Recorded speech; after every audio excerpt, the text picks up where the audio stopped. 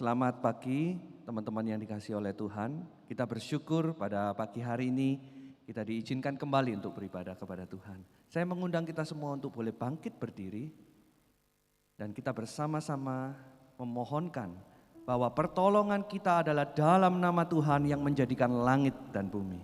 Turunlah atas kita sekalian damai sejahtera dari Allah Bapa, Allah Putra, dan Allah Roh Kudus. Amin. Teman-teman, kalau hari ini kita boleh datang untuk berserah dan untuk menyembah kepada Tuhan, itu semua hanya karena anugerah-Nya. Mari kita siapkan hati dan segenap pikiran dan fisik kita untuk menyembah dan meninggikan nama Tuhan.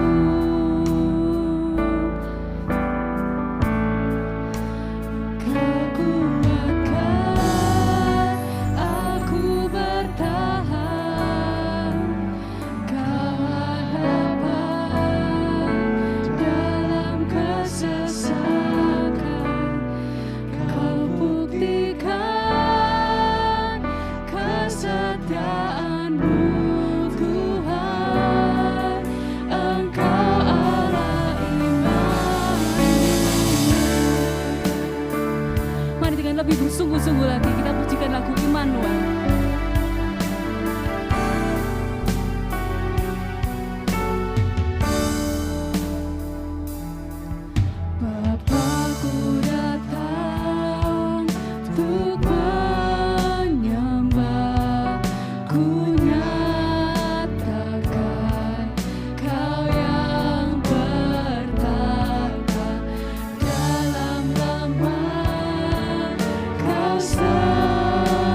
Sempurna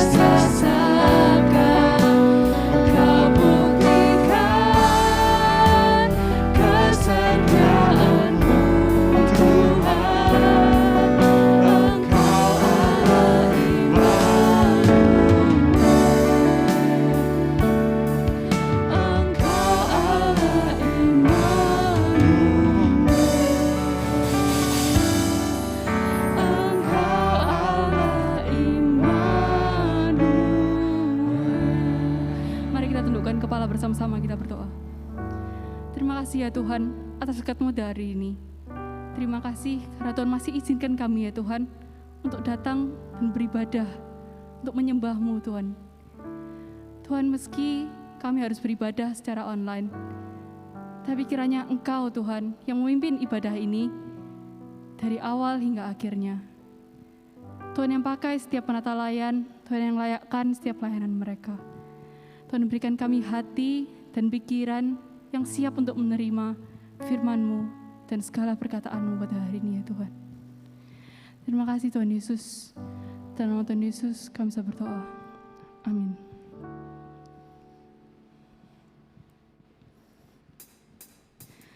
Bersyukurlah kepada Tuhan, sebab Ia baik, sebab Ia baik. Kawasannya untuk selamanya, kasih setianya, kasih setianya. Masih bersemangat ya pastinya. Yuk kita dengan lebih semangat lagi, kita mau bersyukur, kita mau naikkan syukur kita kepada Tuhan. Bersyukurlah.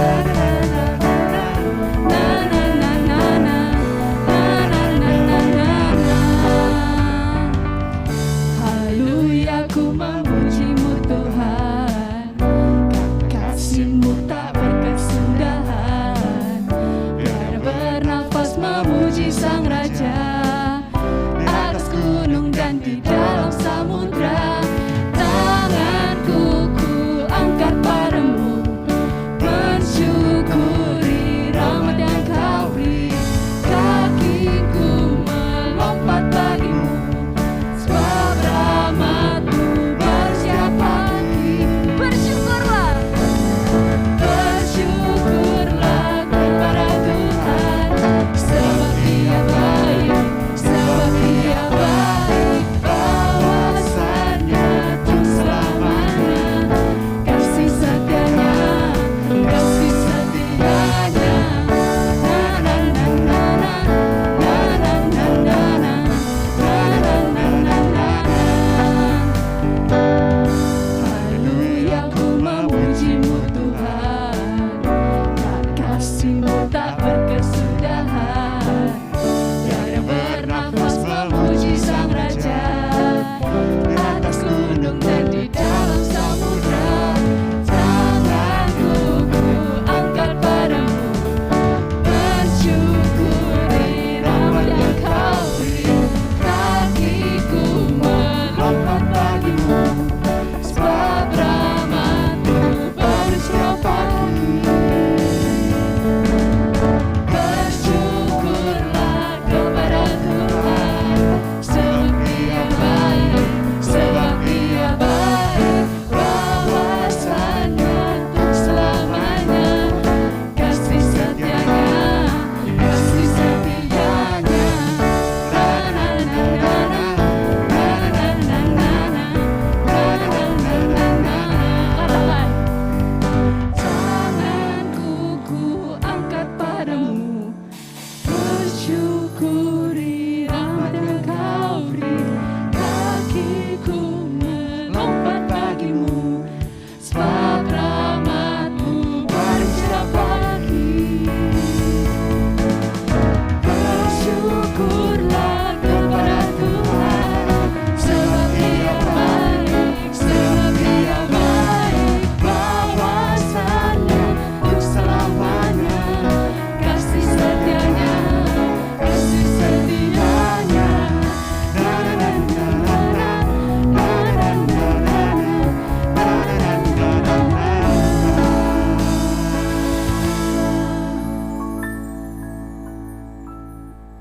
Jemaat yang dikasihi Tuhan, dengan tetap berdiri bersama gereja Tuhan di segala abad, mari kita ikrarkan pengakuan iman rasuli.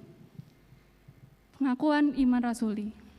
Aku percaya kepada Allah, Bapa yang Maha Kuasa, Khalik langit dan bumi, dan kepada Yesus Kristus, anaknya yang tunggal Tuhan kita, yang dikandung dari Roh Kudus, lahir dari anak darah Maria, yang menderita sengsara di bawah pemerintahan Pontius Pilatus, disalibkan, mati dan dikuburkan, turun dalam kerajaan maut. Pada hari yang ketiga, bangkit pula dari antara orang mati, naik ke surga, duduk sebelah kanan Allah, Bapa yang Maha Kuasa. dan dari sana Ia akan datang untuk menghakimi orang hidup dan yang mati. Aku percaya pada Roh Kudus, gereja yang kudus dan am, persekutuan orang kudus, pengampunan dosa, kebangkitan tubuh, dan hidup yang kekal. Amin. Jemaat dipersilakan duduk.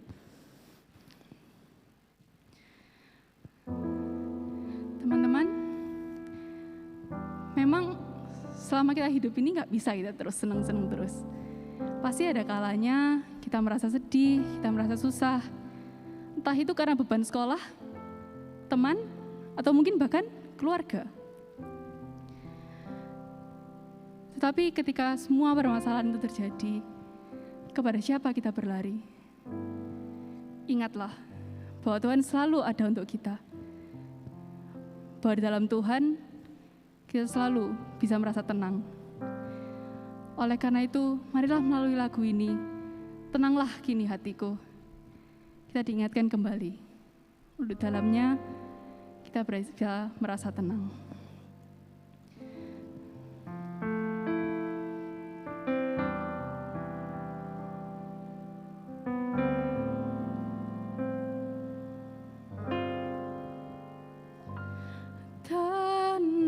Tenanglah kini hatiku, Tuhan memimpin langkahku di tiap saat kan kerja.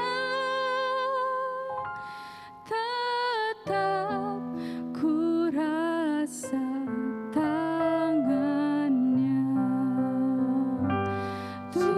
Tuhanlah yang membimbingku, tanganku dipegang teguh, hatiku berserah penuh, tanganku dipegang teguh.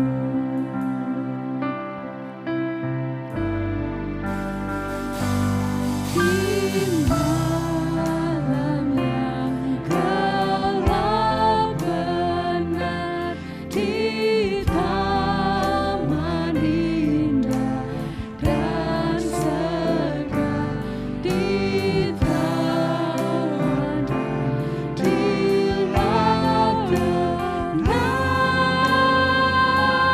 tetap tanganku dipegang. Tuhanlah yang membimbingku, tanganku dipegang teguh, hatiku berserah penuh, tanganku dipegang teguh.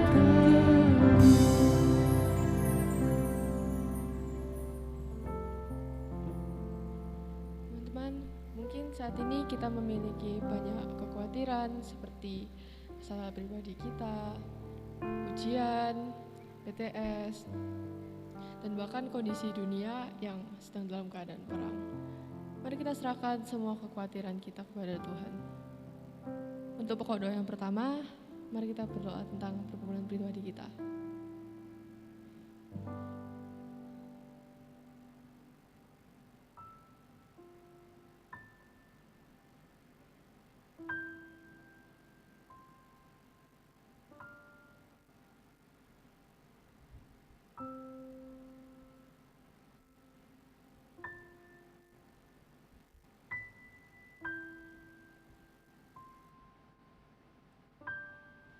Untuk pokok doa yang kedua, mari kita berdoa untuk pendidikan kita.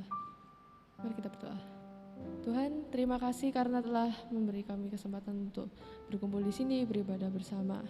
Sekarang kita akan berdoa untuk pendidikan kita buat anak kelas 12 yang semester ini ada ujian sekolah, buat teman-teman yang mungkin masih tengah-tengah PTS, Berkati semuanya agar dapat dipersiapkan dengan baik dan mendapat nilai yang memuaskan. Terima kasih Tuhan, dalam nama-Mu kami berdoa. Untuk pokok doa yang selanjutnya, mari kita berdoa untuk gereja kita, untuk komunitas kita, Shensin. Sudah cukup lama ya kita nggak ibadah bareng, tapi kiranya Tuhan terus yang menyatukan kita, Tuhan terus yang membantu kita untuk bertumbuh, tidak berhenti, untuk menumbuhkan iman kita di dalam Tuhan. Mari kita bersama berdoa. Tuhan, terima kasih ya Tuhan, atas kasih-Mu dari Tuhan. Setelah sekian lama Tuhan kita nggak bisa ibadah bareng Tuhan.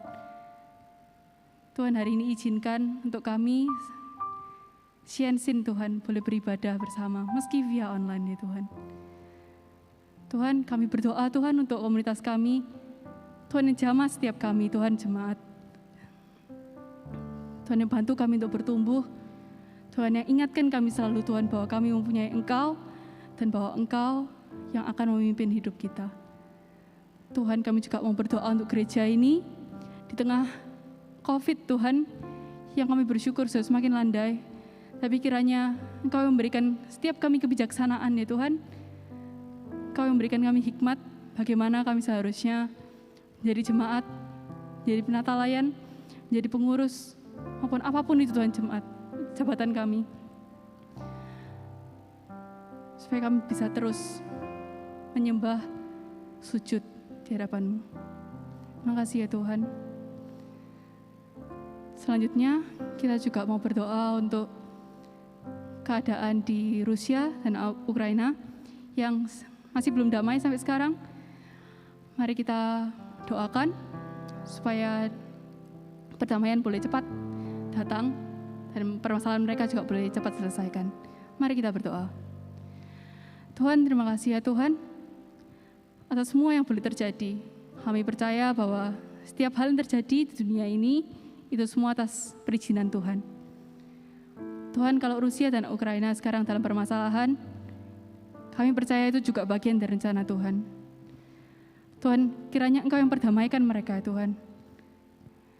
Engkau yang memberikan solusi untuk mereka,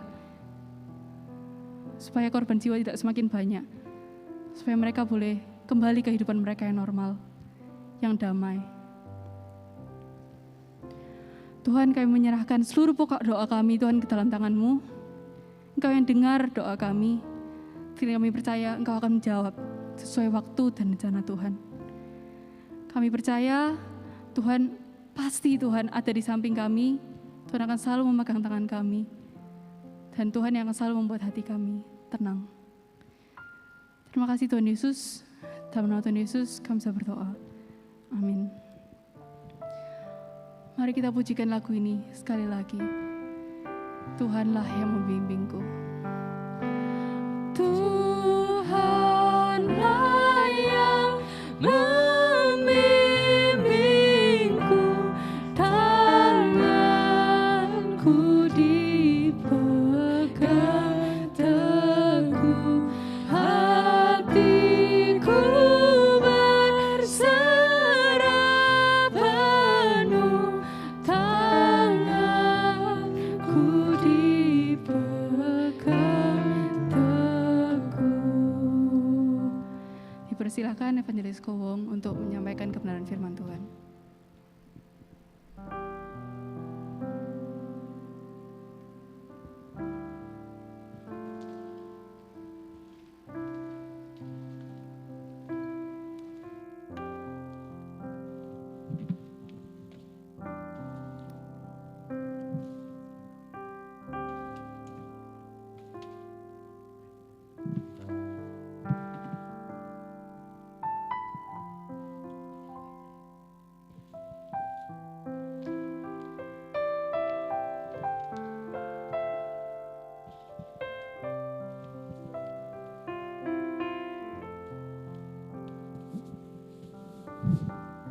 Mari kita bersama berdoa masuk dalam hadirat Tuhan.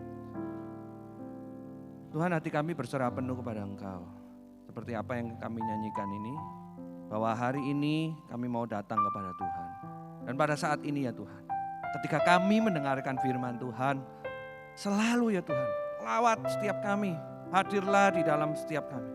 Supaya ketika firman itu ditabur, firman itu menjadi pedang yang sangat dalam, yang masuk ke dalam hati kami dan mengubahkan kehidupan kami. Berkati hamba-Mu yang akan menyampaikan firman Tuhan, dan berkati kami semua yang akan mendengarkan. Dan di dalam nama Tuhan Yesus Kristus kami berdoa. Amin. Selamat pagi teman-teman semua. Pada pagi hari ini firman Tuhan diberikan sebuah judul We Are Shensin. Firman Tuhan ini saya harap bisa membuat kita mengingat kembali apa itu Shensin. Bagi teman-teman yang kelas 7 atau yang belum pernah tahu apa itu Shensin, kiranya firman ini boleh menguatkan Anda dan menjadi Shensin yang sesungguhnya. Mari kita membuka satu bagian firman Tuhan yang terambil di dalam Roma pasal yang ke-12 ayat yang pertama hingga ayat yang kedua. Roma pasal yang ke-12 ayat yang pertama hingga ayat yang kedua. Yang berbunyi demikian. Persembahan yang benar. Karena itu saudara-saudara, demi kemurahan Allah aku menasihatkan kamu supaya kamu mempersembahkan tubuhmu sebagai persembahan yang hidup, yang kudus dan yang berkenan kepada Allah. Itu adalah ibadahmu yang sejati. Janganlah kamu menjadi serupa dengan dunia ini, tetapi berubahlah oleh pembaruan budimu, sehingga kamu dapat membedakan manakah kehendak Allah, apa yang baik, yang berkenan kepada Allah dan yang sempurna. Teman-teman semua berbicara mengenai salah satu hal yang penting di dalam kehidupan kita. Tentu kita tidak mungkin menafikan atau mengabaikan apa yang namanya tujuan hidup. Karena salah satu kehidupan manusia yang terpenting adalah bagaimana manusia itu menemukan tujuan hidupnya. Mengapa demikian? Saudara, suka tidak suka, kita harus sadar bahwa kita itu menghadapi yang namanya kematian. Setiap orang itu pasti akan mengalami yang namanya kematian. Mungkin ketika saya berkata demikian, ada dari kita berkata, oh saya kan masih remaja, saya kan masih muda, itu jauh-jauh dari saya. Saudara, tapi fakta mengatakan bahwa kematian itu tidak dapat ditolak dan tidak ada yang tahu kapan datangnya. Oleh karena itu manusia di dalam hikmat bijaksananya tahu kalau kematian itu tidak dapat ditolak. Maka mencapai tujuan atau makna hidup itu menjadi penting. Nah tapi saudara, celakanya kita harus mengakui bahwa di masa-masa kita hari ini di zaman yang postmodern ini, semuanya serba cepat dan semuanya serba ada dan semuanya serba enak. Sehingga kita seringkali mengabaikan tujuan hidup itu. Maka kemudian saya pernah mengadakan survei kepada anak-anak remaja. Apa sih sebetulnya tujuan hidupmu? Banyak dari mereka yang mengatakan supaya pandai. Supaya bisa sekolah lebih tinggi. Supaya nanti cari kerja itu enak. Supaya nanti sukses. Saudara, saya pikir pintar itu bukan tujuan hidup, saudara. Pintar itu cara untuk mencapai tujuan hidup. Kerja yang baik itu cara untuk mencapai tujuan hidup.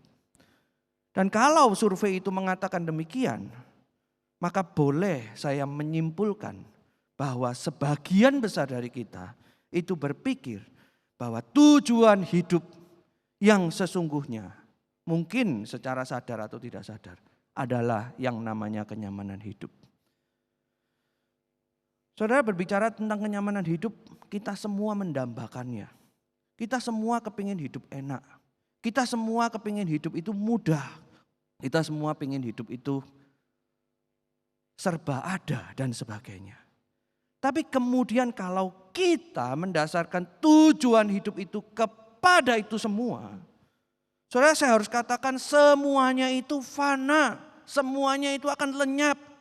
Setidaknya kalau hal itu tidak lenyap di dalam kehidupan Anda, ketika kematian itu melanda, maka semuanya itu akan lenyap. Saudara, beberapa waktu yang lalu lagi viral ya. Dua orang yang berinisial IK dan DS. yang lagi viral di media sosial, yang kita kenal dengan budaya flexing, yaitu memamerkan kekayaannya, seolah-olah memberikan kepada kita tujuan hidup yang sesungguhnya. Seperti apa? Kita akan lihat berikut ini. Kira-kira kalau Tuhan merubah nasib gua kembali jatuh miskin gimana ya? Nih, nggak bisa nih. Kenapa? Karena ketika gua sombong, gua pamer ya kan. Udah mau dibuat Tuhan aku miskin kan. Tiba-tiba baik aku beramal, bersedekah, bantuin orang. Nah, bingung. Habis itu dikasihlah aku makin kaya ya kan. Dapatlah rezeki itu kan. Sombong lagi aku, pamer lagi yang mau dimiskinkan lagi, beramal lagi aku, bersedekah lagi. Tuhan pun bingung mengambil keputusan boy. Gak tahu dia mau diapain aku ini. Saudara, dalam video tadi dikatakan bahwa Tuhan sampai bingung kalau Ika itu miskin. Saudara. Dikatakan kenapa? Karena dia banyak beramal. Dengan kenyamanannya, dengan kekayaannya dia beramal. Sehingga Tuhan tidak bisa membuatnya miskin. Atau bahasanya Tuhan bingung membuat dia miskin. Saudara, bagi dia, saya duga tujuan hidupnya adalah kenyamanan. Dan kenyamanan itu dipakai untuk menyogok Tuhan. Seolah-olah Tuhan tidak akan memiskinkan dia karena tujuan hidupnya adalah kenyamanan yang dia akan bagikan kenyamanan itu kepada orang lain melalui uang yang begitu banyak. Tapi kenyataannya bagaimana? Saudara, sangat viral beberapa hari ini kita juga mendapati bahwa Ika dan DS itu di dalam bisnis yang ilegal. Yang katanya tidak bisa miskin, nyatanya hari ini dan mungkin hari-hari ke depan akan dimiskinkan. Kita melihat dengan jelas bahwa orang yang punya tujuan hidup kenyamanan atau kekayaan itu bisa lenyap dengan tiba-tiba. Saudara, kalau hari ini kita punya tujuan hidup yang berbeda, saudara bisa merenungkannya di dalam pikiran, di dalam hati saudara. Kalau tujuan terdalam Anda dalam hidup adalah mencari kenyamanan, hati-hati saudara. Kalau kenyamanan itu merenggut seluruh hidupmu dan seluruh nyawamu dan semua hal yang kamu lakukan itu untuk tujuan itu, maka saya harus katakan dengan keras, tujuan itu adalah tujuan yang sia-sia. Dan bukan cuma sia-sia, ada waktunya Tuhan akan ambil semua daripada tujuanmu itu. Saudara, saya pernah mengenal orang yang sangat kaya, sangat pandai. Yang kemudian di usianya yang ke-30-an, lalu kemudian Tuhan izinkan dia mendapatkan stroke. Apa artinya kepandaiannya ketika dia stroke? Dan dia harus mengalami pansui, mati separuh. Yang kemudian kepandaiannya itu sudah tidak berlaku lagi. Yang kemudian kekayaannya itu tidak bisa memulihkan pansuinya itu, walaupun dia mengalaminya di usia 30 tahunan. Tidak ada gunanya. Kita harus akui ada sesuatu yang lebih besar daripada kita. Itulah sebabnya di dalam Roma 12 ayat 1 sampai yang kedua ini. Paulus mengingatkan bahwa tujuan yang sesungguhnya adalah memuliakan Tuhan. Tujuan hidup manusia adalah memuliakan Tuhan dan menikmati Tuhan. Berada di dalam Tuhan. Saudara, ketika Paulus menuliskan surat ini, dia menuliskannya kepada jemaat di kota Roma. Saudara, Anda perlu tahu apa yang terjadi di dalam jemaat Roma itu. Saudara, kota Roma pada waktu itu adalah kota pusat dunia. Kota Roma itu adalah kota metropolitan penuh dengan segala macam entertainment dan penyembahan berhala. Kalau kita lihat petanya saudara, kita akan mendapati bahwa di dalam peta itu ada berbagai tempat-tempat untuk mengumpulkan massa, untuk mengumpulkan pengunjung. Ada teater-teater, ada sirkus Maximus, ada tempat ibadah penyembahan berhala dan sebagainya. Nah saudara, yang kita perlu tahu adalah begini, bahwa di dalam kota itu, di dalam gambar yang Anda lihat, tempat-tempat itu menyediakan segala macam kenikmatan hidup. Ketika seseorang itu menyembah berhala, di sana juga diadakan pelacuran bakti. Yang tujuannya ketika mereka menyembah berhala itu, mereka juga menikmati segala macam kenikmatan nafsu seksual. Lalu kemudian ketika mereka berada di dalam Sirkus Maximus. Mereka menonton pertandingan olahraga. Dan ini bukan pertandingan olahraga biasa. Tetapi pertandingan olahraga yang menandingkan antara manusia dan binatang. Diadu sampai mati. Dan bukan hanya itu. Di salah satu tempat yang dikatakan teater itu adalah tempat pembantaian orang-orang Kristen yang dibakar hidup-hidup dan sebagainya hanya untuk tontonan kesenangan mereka. Mereka berpikir kalau hidup itu lenyap, kalau hidup itu mati tujuannya, maka tidak ada yang lain selain bersenang-senang di dalam dunia ini semaksimal mungkin. Tetapi mereka lupa bahwa setelah kehidupan itu ada yang namanya kematian. Dan di sana ada penghakiman Tuhan yang kekal. Maka kemudian Paulus menuliskan surat kepada jemaat di Roma dengan latar belakang seperti ini. Bahwa mereka itu sudah diselamatkan oleh Tuhan, ada anugerah Tuhan yang telah membawa seseorang itu dari kegelapan menuju terang. Yang dulunya mati, sekarang menjadi hidup. Maka Paulus menuliskan demi kemurahan Allah. Saudara, kalau kita menyelidiki kata demi kemurahan Allah, ini ada suatu penekanan. Di dalam bahasa aslinya bukan sekedar menasihatkan kamu, bukan seperti orang menasihati anaknya atau temannya, bukan. Tetapi dikatakan di dalam Alkitab bahasa Inggris, I urge you. Aku memburu kamu, aku appeal to you. Seperti seorang di tengah-tengah pengadilan yang sedang mau naik banding. Seolah-olah Paulus mau mengatakan, aku mau naik banding sama kamu. Kalau kamu itu sudah percaya sama Yesus, yang hidupmu itu sia-sia, yang nanti akan mati, yang semuanya akan diambil, maka demi kemurahan Allah, aku ini naik banding kepada kamu. Supaya kamu mempersembahkan tubuhmu sebagai persembahan yang hidup, yang kudus, dan yang berkenan kepada Allah. Bagian ini merupakan aplikasi dari doktrin yang ia jabarkan mengenai dosa, keselamatan, dan Allah. Maka kemudian Paulus menghimbau naik banding kepada jemaat di Roma. Kamu kalau sudah tahu begitu, maka tujuan hidupmu sekarang bukan lagi bersenang-senang, bukan lagi kenyamanan hidup, bukan lagi kekayaan, tetapi mempersembahkan tubuh bagi Kristus. Mempersembahkan tubuh yang seperti apa? Yang hidup, bukan yang mati. Jadi segala sesuatunya kita persembahkan kepada Tuhan. Yang kudus, yang tidak bercacat kepada Allah. Itulah yang dikatakan oleh Paulus kepada jemaat di Roma tentang hal ini. Saudara, beberapa tahun yang lalu saudara ya, sebuah gambar ini mengingatkan kepada saya bahwa satu kali ada jemaat Siensin saudara yang sempat mau berada di dalam pesawat ini. Pesawat ini saya tidak sebut mereknya ya, tapi punya tagline, now everyone can fly.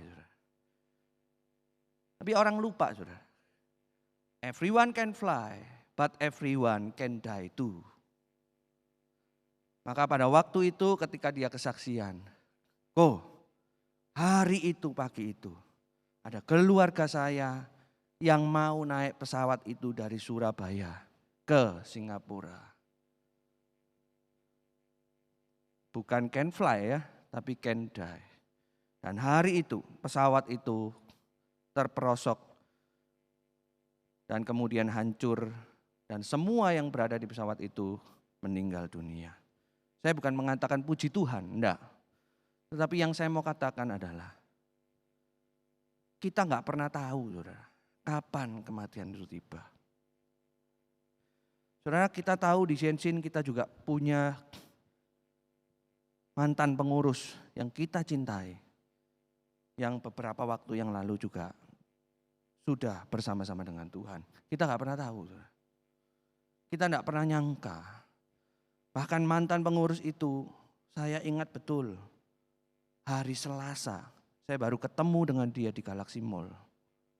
Dan kemudian hari Kamisnya, sudah tidak ada. Saudara jangan pikir saudara, hidup saya masih panjang.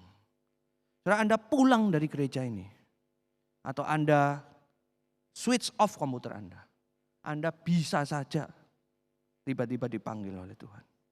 Tidak ada yang tahu. Ketika itu terjadi, siapkah Anda? Atau saudara, barangkali Tuhan tidak memanggil kita. Barangkali Tuhan mengizinkan seminggu lagi, sebulan lagi, segala macam kekuatan kita, kekayaan kita hancur, hilang lenyap. Kita gak tahu saudara. Ada orang yang tadi menyombongkan diri, wah aku ini kaya raya, seminggu langsung dimiskinkan. Atau bayangkan Anda misalnya menjadi penduduk Ukraina saudara. Dikatakan waktu itu, hari sebelumnya orang masih hidup normal. Masih makan di restoran, tiba-tiba besok dibom. Dan kemudian hidupmu berubah 180 derajat. Kita gak pernah tahu saudara. Maka kemudian firman ini menjadi relevan. Bahwa yang sesungguhnya tujuan kita bukan untuk segala sesuatunya itu, kenyamanan hidup. No, tetapi tujuannya adalah memuliakan Tuhan dengan mempersembahkan tubuh ini untuk kemuliaan Tuhan. Saudara saya ingat benar tanggal itu, tanggal 14 Juli 1996. Ketika saya naik dari kelas 6 ke kelas 7, disitulah saya menerima Tuhan sebagai juru selamat. Dan saya ingat benar, ketika firman Tuhan itu melawat saya, mengingatkan saya akan Tuhan yang membenci dosa, akan Tuhan yang juga mengasihi, akan aku sendiri yang akan mengalami kematian yang kekal itu di dalam kegelapan yang paling gelap dan untuk selamanya. Maka kemudian hari itu saya menghayati Tuhan, saya berjumpa dengan Tuhan.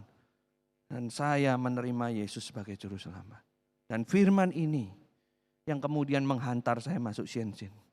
Dan hamba Tuhan itu menantang saya.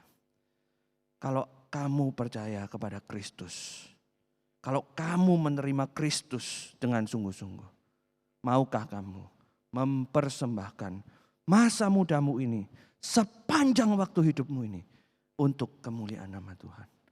Engkau akan dikasihi, engkau akan beroleh upah yang besar, yang sejati, yang tidak pernah dimakan oleh ngengat dan karat di surga nanti.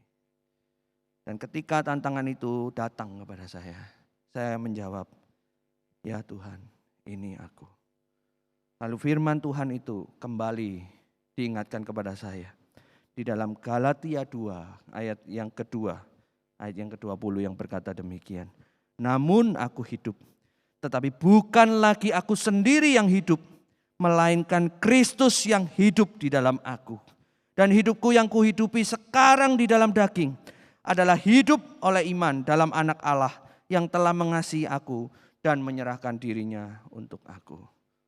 Hari itu saya berkata, Tuhan ini aku yang menjadi Shenzhen, yang mempersembahkan hatinya untuk Engkau sepenuh-penuhnya. Teman-teman, hari ini kalau engkau mendengarkan firman Tuhan ini melalui online atau onsite, saya ajak kita berdiam diri sejenak. Kita mengambil waktu, kita ingat kembali, Tuhan, apa tujuan hidupku? Kalau aku ingin memuliakan Tuhan, ini hidupku. Bukan lagi aku yang hidup, tetapi Kristus yang hidup di dalam aku. Saya undang kita semua untuk sama-sama berdiam diri merefleksikan. Terimalah Kristus dalam hatimu. Bagi engkau yang masih ragu-ragu, bagi engkau yang belum menerima Kristus dengan sungguh-sungguh terima Kristus. Bagi engkau yang sudah menerima Kristus, perbarui lagi komitmenmu. Ingatkan lagi bahwa hidup ini bukan sekedar senang-senang. Hidup ini bukan sekedar dapat kenyamanan. No. Tetapi hidup ini adalah untuk mendapatkan Kristus dan memuliakan Tuhan. Kendati kondisinya sulit. Yuk, mari ambil waktu berdoa sama Tuhan secara pribadi.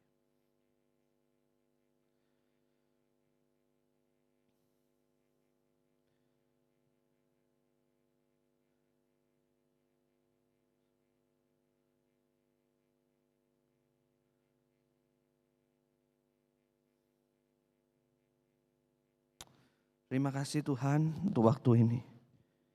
Kami mau mempersembahkan diri kami. Seperti pujian yang kami tahu, kami mau mempersembahkan diri kami sepenuh-penuhnya kepada Engkau. Ini kami anak-anak musician ini yang mempersembahkan hati kami sebagai persembahan yang hidup di masa muda kami yang kuat ini. Dan yang kudus. Kami mau berjalan bersama dengan Tuhan. Dan itu adalah ibadah kami yang sejati. Tolong kami ya Tuhan. Tolong kami menjalani masa muda ini. Banyak tantangan di dalam kehidupan kami yang membuat kami tidak mau jalan sama Tuhan. Tapi hari ini kami mau memperbarui komitmen kami untuk kami berjalan bersama Tuhan. Bagi kami yang belum menerima kasih Tuhan. Tuhan lawat kami. Supaya kami mengerti bagaimana kasih Tuhan yang begitu besar itu melalui Kristus yang ada di kayu salib itu. Menebus dosa kami. Tunjukkan kepada kami kengerian kematian itu. Supaya kami boleh menghayati bagaimana kasih Tuhan yang besar. Supaya kami boleh dilawat dan hidup bersama-sama dengan Tuhan. Terima kasih ya Tuhan, terima kasih. Kami kembali akan merenungkan firman Tuhan. Meteraikan ayat-Mu yang pertama ini di dalam hati kami. Amin. Teman-teman semua, barangkali kita akan bertanya, oke Tuhan, aku mau mempersembahkan diri. Aku mau mempersembahkan hati. Gimana caranya? Maka kemudian Paulus tidak berhenti sampai di sana. Paulus memberikan kepada kita sebuah prinsip praktis. Bagaimana kita bisa mempersembahkan tubuh itu sebagai persembahan yang hidup, yang kudus dan yang berkenan kepada Allah. Dan dikatakan janganlah kamu menjadi serupa dengan dunia ini, tetapi berubahlah oleh pembaruan budimu, supaya kamu dapat membedakan manakah kehendak Allah, apa yang baik, yang berkenan kepada Allah, dan yang sempurna. Maka kemudian Paulus memberikan satu implikasi praktis, satu langkah praktis. Kalau kita mau mempersembahkan kepada Tuhan, gimana caranya? Berubah oleh pembaruan budimu. Berubah menjadi pembaruan budimu itu bagaimana? Yaitu menjadi serupa Kristus, bukan serupa dunia. Kita harus punya hidup yang berbeda dengan dunia. Menggarami dan menjadi terang. Menarik sekali kata yang dipakai di dalam firman Tuhan ini. Ketika Paulus menggambarkan pembaharuan, Paulus menggunakan dua kata yang menggambarkan ini. Yang pertama, dia memakai kata metamorf, atau yang kita kenal dengan kata metamorfosis. Seperti ulat yang kemudian bertransformasi menjadi kupu-kupu. Menjadi sesuatu yang berbeda dari ulat itu. Tetapi Paulus juga memakai kata yang kedua, bukan cuma metamorf itu, tetapi menggunakan kata metanoia. Dua kata Yunani ini, baik metamorfosis maupun metanoia, itu sama-sama berubah. Tetapi ada yang unik mengenai metanoia ini. Metanoia itu adalah berubah tetapi tidak berubah total seperti metamorfosis. Kalau metamorfosis kita tahu bahwa dari ulat, binatang yang satu yang kecil, kemudian menjadi binatang yang berbeda. Menjadi kupu-kupu yang lebih besar dan dia bisa terbang. Tetapi metanoia ini bukan begitu. Metanoia ini adalah pembaruan oleh akal budi, pembaruan hikmat. Kata ini juga dipakai ketika Musa itu naik ke gunung bertemu dengan Allah. Ketika Musa bertemu dengan Allah dan turun, dia tidak menjadi orang yang lain bukan, dia tetap Musa. Tetapi Musa yang telah turun itu menjadi Musa yang telah berjumpa dengan Tuhan dan menjadi tampaknya seorang yang lain karena punya kerohanian, karisma yang berbeda. Dan inilah yang dimaksud oleh Paulus. Ketika kita berubah bukan maksudnya kita menjadi orang lain. Kalau saya Haryono Wong kemudian besok jadi Pak Hari gitu ya, bukan. Atau Pak Yono begitu, bukan. Saya tetap Pak Wong, tetapi Pak Wong yang berbeda, yang kata-katanya berbeda, yang perilakunya berbeda, yang hidupnya, caranya berbeda sekali. Saudara, kita harus mengakui, saudara, di dalam kehidupan kita, khususnya postmodern ini, kita itu melihat dunia yang sangat-sangat berbeda di zaman-zaman sebelumnya. Ada fenomena-fenomena di dalam banyak hal. Ada fenomena yang berbeda di dalam arsitek, di dalam film, arts, games, lifestyle, musik, bisnis, fotografi, dan yang lainnya. Saudara. Kalau dulu saudara, bangunan itu kotak-kotak. Hari ini bangunannya melengkung. Saudara. Kalau dulu apartemen itu kotak-kotak, hari ini apartemen seperti ini. Saudara.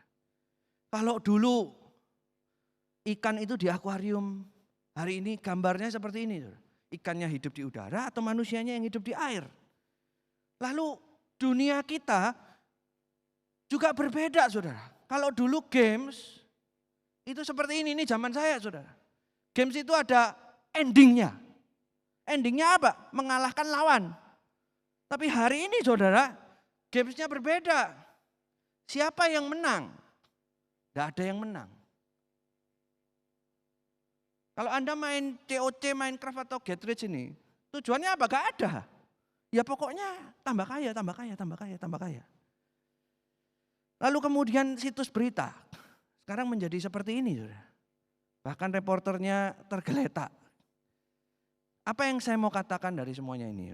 Saudara, saya mau katakan begini. Saudara. Kita harus menggunakan hikmat Tuhan untuk berubah dalam akal budi kita. Kalau kita tidak menggunakan hikmat Tuhan tadi, kita akan digerus oleh dunia tanpa sadar. Tanpa sadar kita digiring untuk hidup di dalam kenyamanan. Tanpa sadar kita digiring untuk sesuatu yang tidak bertujuan.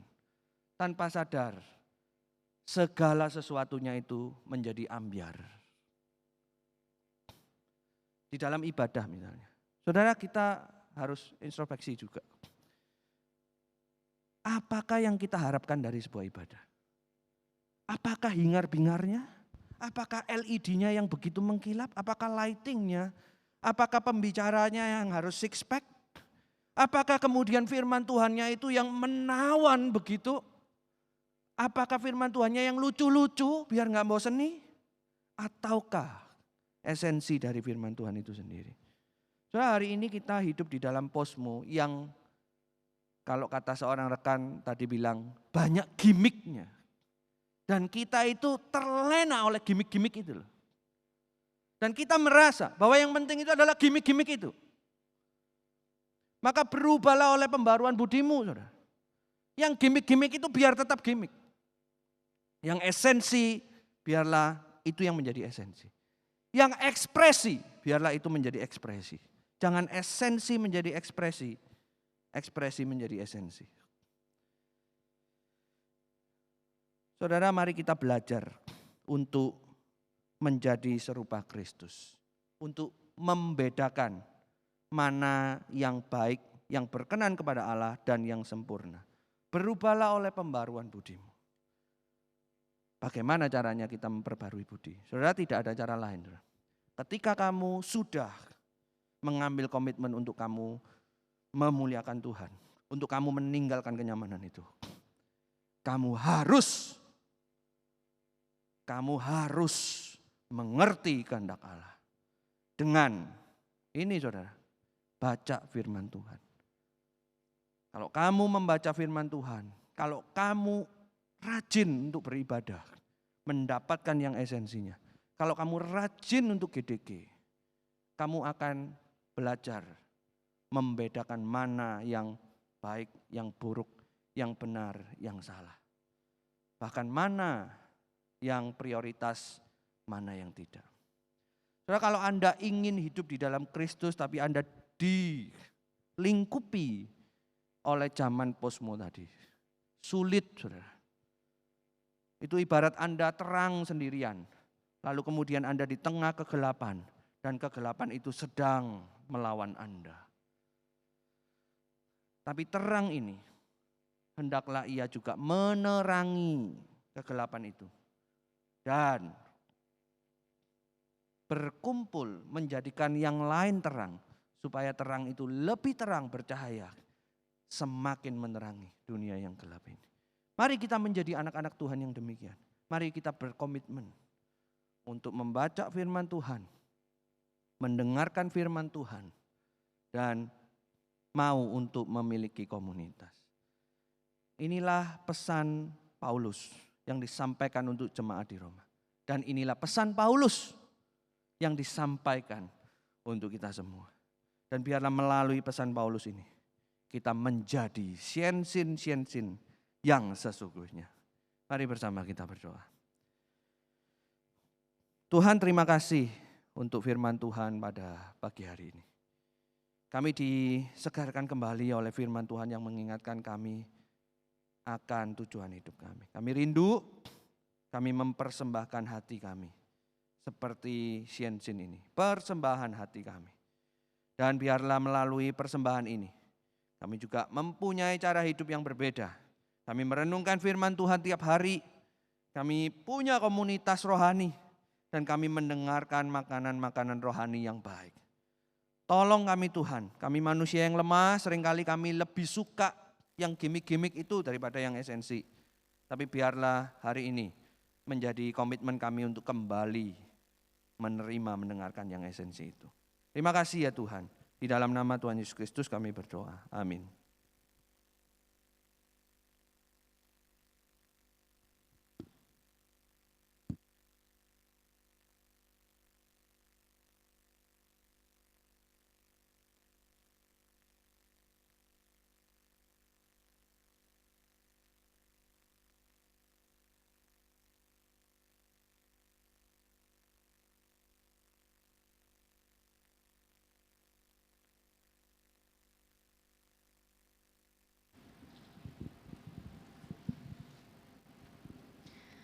Terima kasih Kuwong untuk firman Tuhan yang telah disampaikan. Hari ini kita diingatkan kembali bahwa esensi hidup kita adalah untuk memuliakan nama Tuhan. Teman-teman, sudah saatnya untuk kita memberikan persembahan. Persembahan dapat diberikan dengan cara scan QRIS atau transfer ke gereja masing-masing.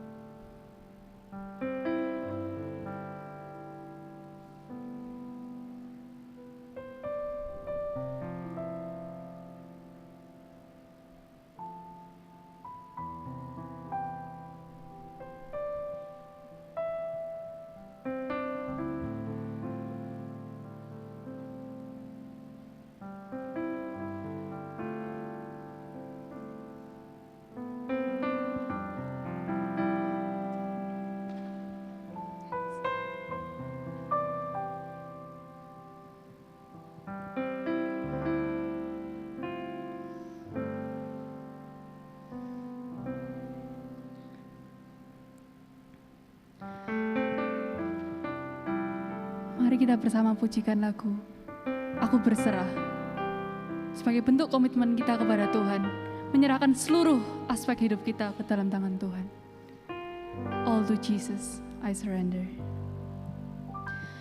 All to Jesus I surrender.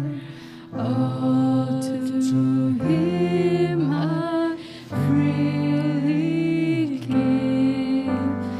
I will ever love and trust Him in His presence.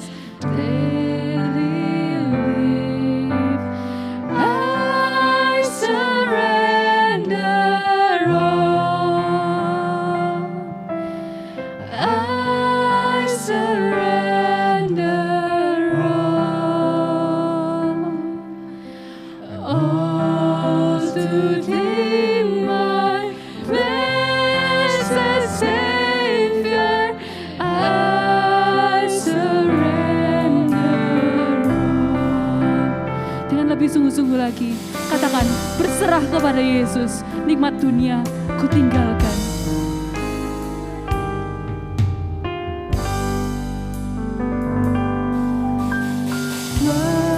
Berserah kepada Yesus, di kakinya ku sujud.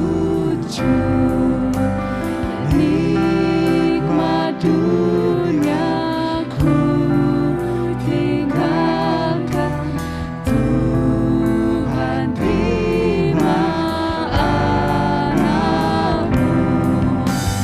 Aku berserah, aku berserah.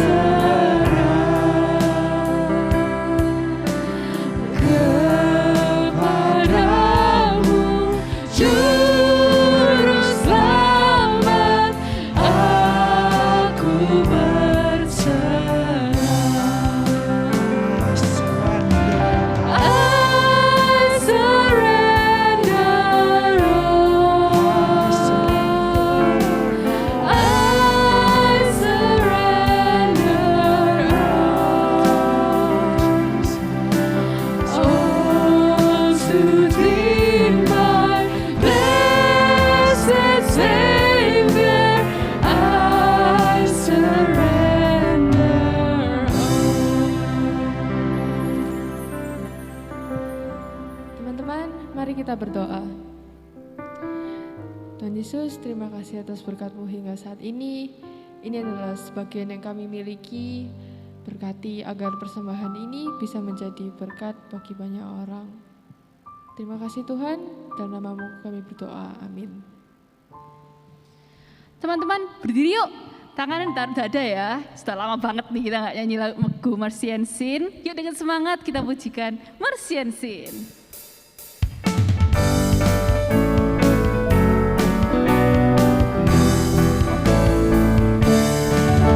Kita harus mengabarkan Injil pada dunia dalam gelap, mempersembahkan hati kita untuk kemuliaan-Nya, untuk kemuliaan-Nya. Karena dengan telah selamatkan kita dari belenggu dosa, kita harus keluarkan Injil Tuhan pada setiap manusia.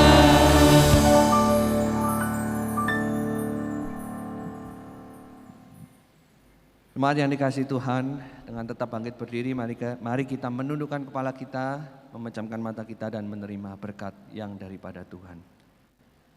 Kasih karunia Allah yang berlimpah-limpah, karya penebusan daripada Yesus Kristus, penyertaan, penghiburan dan kekuatan daripada Allah Roh Kudus, senantiasa memampukan kita untuk memuliakan Tuhan dengan tubuh kita yang hidup, yang kudus, dan yang berkenan kepada Allah, dari sekarang sampai selama-lamanya.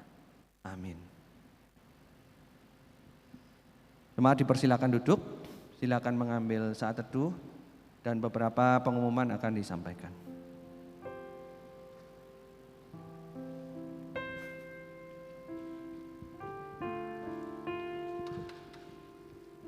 Selamat pagi teman-teman semua. Ada 2 pengumuman yang perlu kita perhatikan bersama.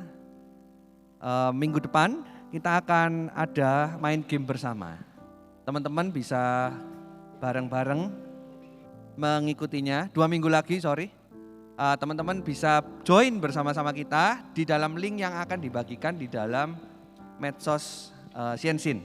Teman-teman boleh lihat Instagramnya Siensin atau di media sosial WA atau Line Anda masing-masing. Dan untuk mengikuti game ini kita perlu daftar ya. Jadi don't forget untuk daftar. Yang kedua, teman-teman diundang untuk mengikuti GDG. Bagi teman-teman yang mau join GDG atau yang sudah lama absen dari GDG, silakan boleh sama-sama gabung di dalam GDG ini. Biarlah kita boleh berkomunitas setiap minggu dan mendapat kekuatan baru di dalam GDG-GDG yang kita jalani. Teman-teman bisa ikuti GDG di dalam link yang dibagikan setiap minggu, baik melalui Line atau WhatsApp. Demikian pengumuman minggu ini. Selamat hari Minggu, Tuhan Yesus memberkati kita semua. Dadah.